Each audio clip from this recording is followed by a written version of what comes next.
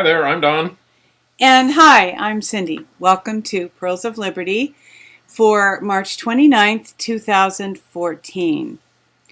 There has been so much talk about the dollar collapsing and cryptocurrency, and actually one news article this week, a big news article, was that the IRS has determined how they are going to deal with Bitcoin, and they're going to treat it as property, kind of like a baseball card. If you're holding property that increases in value while you hold it, and then you sell it, there is a tax issue there. Now, we don't, because we don't really endorse the IRS and don't even really believe that it's a lawful entity.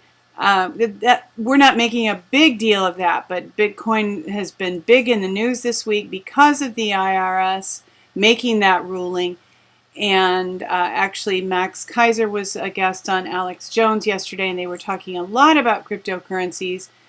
And there were a couple of reasons why Max and Alex agreed that you might want to use a cryptocurrency. And do you want to just mention what those are? Yeah, right. Max mentioned that you could use cryptocurrencies like Bitcoin to move money in a quick fashion across a border where it would be impractical to carry a lot of cash, such as a national border going across the other side of the world, and just as a quick way to move money out of, say, the dollar into Bitcoin and then back into the Aussie dollar or New Zealand or whatever other part of the world, if you wanted to have your money over there rather than to rely on bank accounts that might not allow that money to flow smoothly if it's a large amount between different nations.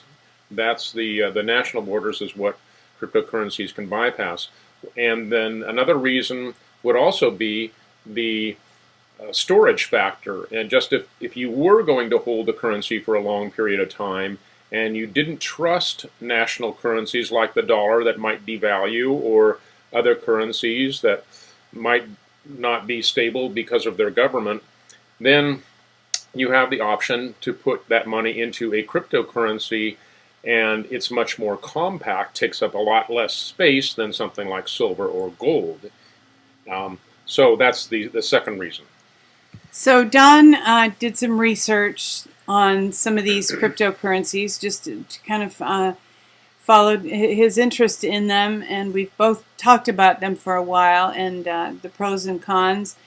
And he is going to share some of what he learned as he has done some research on some cryptocurrencies. Yeah, now, this is a great site to give you the relative importance of some different current cryptocurrencies in terms of their volume on a daily basis. This is a website, cryptocoincharts.info, which shows in real time the amount of volume. Like, you have to refresh the page, of course, but the Litecoin volume is now bigger than the Bitcoin. We've seen Bitcoin fall off due to the, I'm guessing, that this most recent, within the last couple days, drop off in the Bitcoin price is due to the declining interest because of the IRS saying they're going to treat it as property, and people are shying away from that because that raises all kinds of problems. Like, if I want to pay for a cup of coffee, then that becomes a transaction of real property where I have to account for the difference between the $1 that it costs me and the $5 that it now is in order to buy my cup of coffee. So it really decreases the convenience factor considerably, these new IRS rules. So they are looking elsewhere. Now, one of the things that I wanted to do in just searching out some of these, and I don't claim to have hit every single one, but let's start with Litecoin, that big bubble thing, and then scroll down to the chart where it shows all the different ones. And down at the bottom of that, there is a chart. Yeah. So I'm not going to cover all of these, but I hit a few of the ones that interested me. Now, Litecoin is not exactly a Bitcoin knockoff, but it's very similar. And one of the things that's different is if you look in the hashing algorithm column there, Litecoin uses script rather than the Bitcoin using the SHA-256D. So what that means is that Bitcoin mining equipment can't be used on Litecoin. Litecoin requires script, which requires that the CPU itself, not a graphics card, etc., be dedicated to the mining of the coins. And the reason for that is actually that, well, one of the reasons, and I don't, there might be errors in what I'm about to tell you, because this is really just my first fly through in this research that I've long been meaning to do, and I'm now just getting my feet wet. So I think a lot of other people have some of the same kind of questions, which is why I feel I want to share what I found so far. But verify things yourself, because there might be some inaccuracies in what I'm about to say. But one of the concerns about Bitcoin, well, there's two concerns that affected the development of Litecoin that I know of. And one was the processing time. Some people seem to think that 10 minutes was too long to wait for a transaction on Bitcoin, and that's kind of what it takes. Litecoin is faster processed, and processing is different from mining. This is the processing of a transaction means the amount of time it takes to add to the blockchain, which is the record of all of the transactions, which actually becomes part of the coin itself, the electronic coin. So the Litecoin has a faster processing time, and it also uses script rather than SHA-256D, and that is because the second aspect is because as Bitcoin becomes more and more expensive due to the scarcity, the mining equipment becomes more costly, and that makes it so that it's more possible for one company to do the mining and gain control over Bitcoin, just because of how pricey the mining gets. So Litecoin has designed a way to make that not as possible. Can't rule it out, but not as possible. Okay, so let me cover some of the other ones, and the ones that I'm going to look at that caught my interest are Ripple, which I'd never heard of before, but it was the second one down, so I thought I'd look into it, and boy, it grabbed my attention, and I'll explain more about that in a minute. And Aurora Coin down there, we don't have any screenshots of that, but I'll just quickly explain. That's a guy in Iceland, so I was interested in that, and and it's not endorsed by the Icelandic government. In fact, he's kind of got a less than complete endorsement from them, but he has given all of the population of Iceland some of the coins to help seed the process. So of course that's gotten some interest that way. Peercoin is very interesting. Dogecoin, which uses the doggy, and it is pronounced Dogecoin though. And that is kind of a fad, kind of popular right now, and it's growing quickly. And I also briefly looked at Namecoin. So those are the few of the ones that we're going to look at. And let's go ahead and first go look at Ripple. And this is an article that explains what Ripple is, and it's actually very different from some of the Bitcoin knockoffs. Ripple is a payment system that is intended to be sort of a backbone of the cryptocurrency movement, and actually all of the Ripple coins have been mined already, and about a quarter of them are held by the developers. So you could say, well, that's a Ponzi scheme, but as they point out, hey, so is any other startup where the public stock is majority of it is, and this isn't even a majority, still held by the developers. Anyway, Ripple is actually a payment system that is intended to make things like Western Union for wiring money obsolete, because the transaction costs are kept deliberately low, and the cost is it's basically instantaneous, and they bootstrapped it onto Bitcoin. I tried to figure out how to get involved in this, and the value of their coin is steadily increasing, but it doesn't look like it's going to have the bubbles that are associated with some currencies like Bitcoin. It due to fads, it's mostly driven by the development of their payment infrastructure itself, and a lot of it is still manual. By that I mean that you have to buy a Bitcoin or buy some Canadian Amazon gift card in order to get into Ripple. But they were given an award by MIT in terms of one of the most promising technology in the first part of 2014. So it does make a lot of sense in terms of what they're trying to accomplish. And if you're looking for something that is what a lot of people think that Bitcoin is but really isn't, then this might be it. And it doesn't seem to me that this is about buying a valuable baseball card and hoping that it increases in value. This is about participating in a network that is going to change the way that the world does commerce. So there's a good Wikipedia article. All of these articles have something about the history, something about the developers. The Ripple developers are not anonymous. They're completely out in the open, and what they're doing is completely out in the open, which means that it's unlikely to be a scam of sorts. So the article about reception is interesting because it's not completely 100% positive, but I think most of the objections are well answered. So again, I think that is quite interesting. The next one on Ripple, this is actually this link is a very well done slideshow, and if you think that it might be too slick, well, then that's kind of the reaction that Cindy had. Maybe this is suspect, but I actually like the professionalism of this and the MIT, not endorsement, but, well, almost endorsement of their processing vision and intent. So I think this is worth watching to get an overview.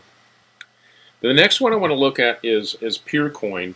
And the thing that before we completely leave Ripple, the interesting thing about it is it doesn't, as far as their proof of work or proof of stake, they actually use the transactional log itself, which is interesting. And that's different from all of the other ones. Now on Peercoin, rather than using a proof of work exclusively, they use both proof of work and proof of stake, and that is also like Litecoin, but I think even more so in order to prevent the monopolization from developing as the coin matures. So Peercoin, I think, looks promising. Was developed around the end of 2013. Around that time, I read an article that said it was about $7. It's since gone down, but it hasn't had to about $2 or something like that per coin. It hasn't had some wild fluctuations. But the reason that I like this is that it's taken into account the bubble factor, and they've done things like had a transaction fee which they actually throw away, but it's not put into the system, but it is charged for the transaction. It's small, but it discourages the bubble and the trading effect of the coin. This is a coin that's designed for the long term. It's designed for stability, which is what Bitcoin has been lacking. So people treat Bitcoin like a bubble they want to invest in, and they're hoping that it goes up, kind of really like more like playing the markets or betting than it is actual currency. Well, Peercoin is designed to be an actual currency, built for the long term and built for stability. So some of the technical things about that I do like a lot. It's young, but I think it's worth looking into further. Yeah, that is one of the big concerns about cryptocurrency, and especially Bitcoin, is if it's meant to function as currency, it has to have more of a level value, more of a not a lot of volatility. The volatility means that it's not effective as a currency, and I know that with fiat dollars and all the market manipulation that we've all become accustomed to, it doesn't seem out of the ordinary to have Bitcoin have so much volatility, but it's really very impractical to use as a currency. And even as you said, as a holding place, if you have some currency that you don't trust the system that it's in, you want to put it somewhere so it's safe for a while. Well, Bitcoin is not that safe place. Yeah, because it is subject to bubbles, and as some of these events come out, people do take their money out, trust it less, and that's why I'm looking at these other alternative currencies.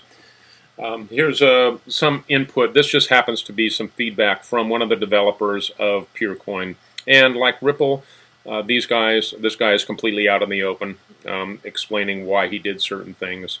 And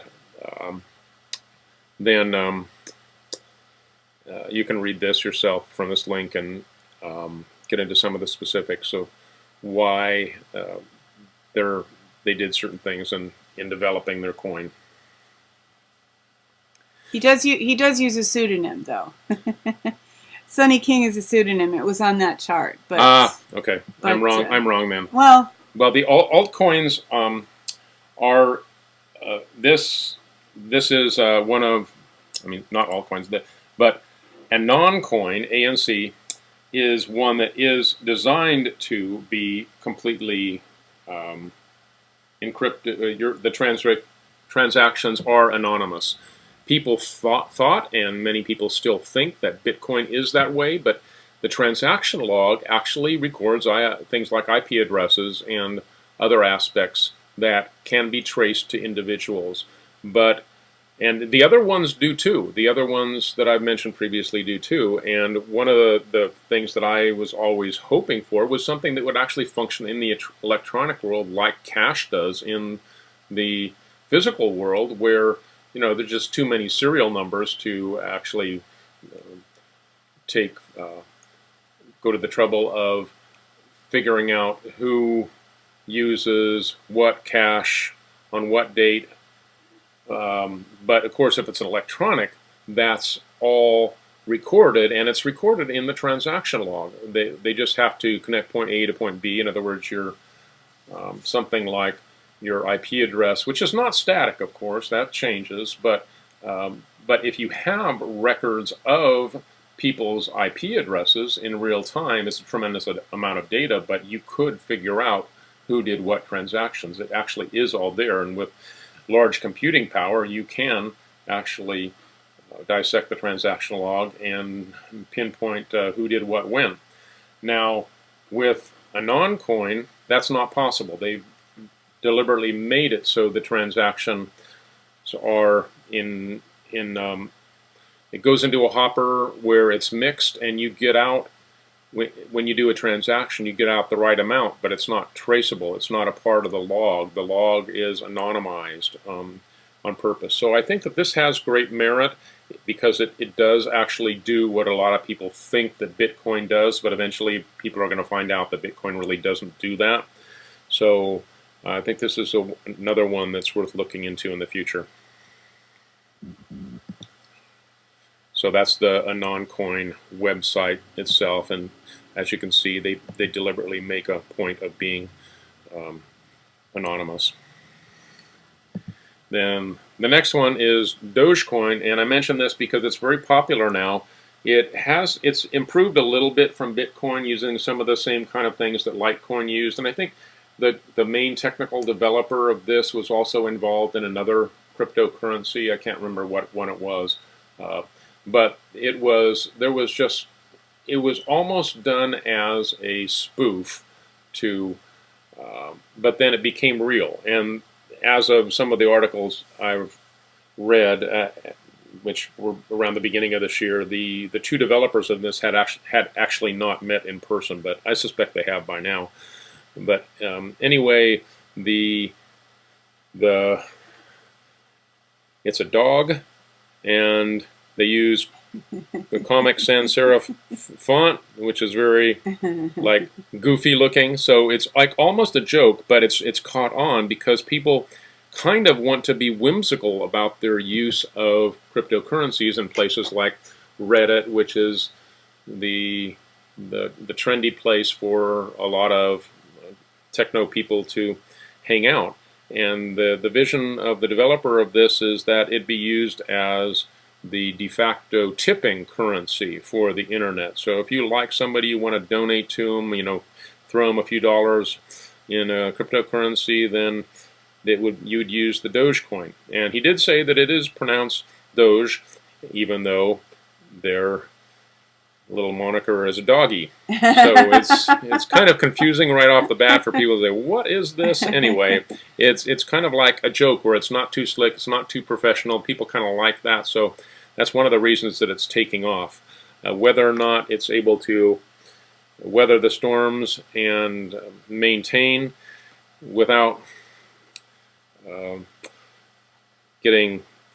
going through the booms and busts of that Bitcoin's going through remains to be seen, but it's definitely worth noting because of its popularity. And some communities are starting their own currencies. I heard yesterday that Scotland and Spain and Iceland all have their own electronic currencies. Right. Well, I mentioned the Iceland one, and it isn't really one that is endorsed by the Icelandic government. So I don't know if that is also true with the one in Scotland, or if it's just some innovative Scot that's done that. And but I'm hoping that they do gain endorsement by the government, because that's kind of the missing link, that once these are endorsed, but if you have a government like in Iceland where it's where they're at least they want to be anti-police state, not completely. I mean, they're not contrary to what I had suspected. There are people in the Icelandic government that were against control of the bankers, but are not against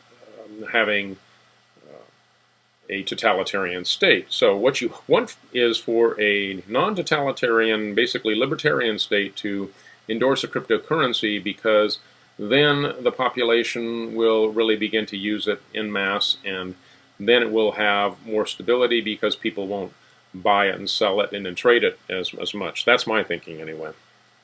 So basically, one of the huge benefits of these cryptocurrencies is that they kind of make the banks obsolete. Yeah, and that is the goal of the stated goal of cryptocurrencies, is that it's some money in the hands of the people. It is you cut out the banking middleman. You're in control of your own money in the way that people should be. So I do think that this is the future of money. And for people that say that it's not a hard asset, well, it actually is. They are bits and bytes that are in encoded form. Of course, it does depend on an electronic network, and unless a massive EMP wipes out the electronics of the planet, which is possible, then I think this stuff is here to stay. There are even ways to print out the code of your cryptocurrency, and so that it's retrievable even if in the event of an EMP, which of course most people are not going to bother to print them out, but and I'm not sure how much paper it would take, but that again would be something that you would do to protect your money in the event of an EMP. So they are real property, that like gold and silver or paper, that it has value because the Federal Reserve or whoever says it has value.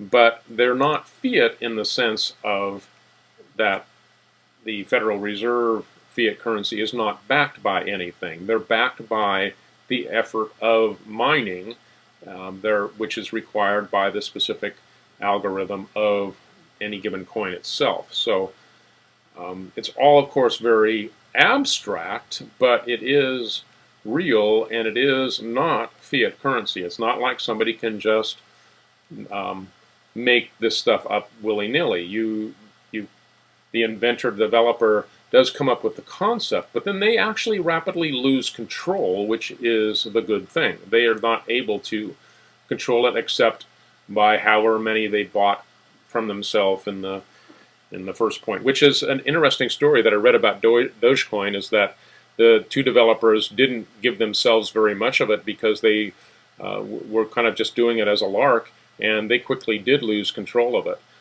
But then the Dogecoin did go through some serious booms and busts just within a couple months, and due to a couple things that weren't perfect about the design of the coin that were later improved, and just because of the rapid increase in popularity tended to make it more volatile. So if you mouse over some of the smaller ones, you can see what actually, just within the last couple days, Dogecoin, actually you can see the writing in it, and so that it has increased in value. Let's see what this other one is over here. Now that's BC. I don't know anything about that. I don't know what that is. Aurora coin, that's the Icelandic one. Let's see what this one over here is. This is Pure Coin, and that does look to be doing well. The littler one here is NXT, and this is Namecoin. I did want to mention that. That is a coin that they had the idea of, because you've got to build this big data file, why not also make it a distributed DNS of the internet? So that was the concept of that. I thought that's a brilliant concept, because you accomplish two birds with one stone. You create a currency, and then your actual not transaction log, but the actual data of the coin itself is a database of the sites on the internet. But there's some problems with that. If you wanted to read in detail about how that works, it's still getting the bugs worked out of it. I don't know what that is, but you see the concept here. There's some of the ones we talked about, some of the smaller ones. There's one called Feathercoin, Counterparty, Darkcoin. I think Darkcoin might also be a encrypted one, like Anoncoin. Like Anoncoin. So there you have it. That's our preliminary report on cryptocurrencies. Yeah, it was kind of specific, but with all the talk of, the economy's crashing and upheaval and change, just we thought that it was timely to just kind of highlight these ideas. So thank you for tuning in for this week's Pearls of Liberty, hoping that you're having a great weekend and that you have a great week coming up. And as always, we remind you to see the world the way that it really is, not the way that it was, or not the way that it will be, or not the way that the mainstream media wants you to think it is, but the way that it really is. Then see yourself in it, not escaping from it, but influencing it and participating in it, and walk your walk by inspiration from the Holy Spirit, from your Creator, and then you become the one you've been waiting for.